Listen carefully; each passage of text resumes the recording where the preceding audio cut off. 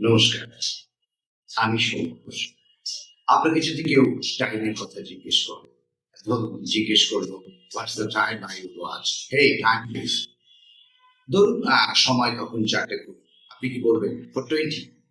কথাটা কেমন শোনাচ্ছে না? তার থেকে আপনি বলুন ইট ইজ দিয়ে বাক্যটা শুরু করুন, তারপরে মিনিটটা নেবেন, তারপর ঘন্টা নেবেন। যেমন ইট ইজ 20, মিনিট আর ঘন্টার মাঝখানে পিএসটি পাস্ট কথাটা বলুন।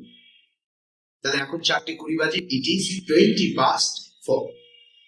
ঠিক আছে, এবার যদি বাঁচতে বাকি থাকে, ধরুন এখন 4টে বাজতে 10 মিনিট বাকি, তখন কি করবেন?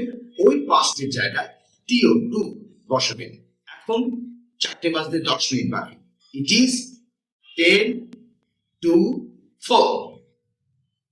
ওকে, এইভাবে বললে আশা করি ভালো লাগে। এখন আমাদের কর্পোরেট ওয়ার্ল্ডে আর ইট ইজটা লাগবে না, আপনাকে 20:04, 3:40 এরকম ভাবে বললেই হবে। এবারে আমরা গুড মর্নিং বলি, গুড আফটারনুন বলি, গুড ইভিনিং বলি, কিন্তু গুড নুন কেন বলি না? গুড নুন কেন বলি না? কমেন্টে জানান প্লিজ।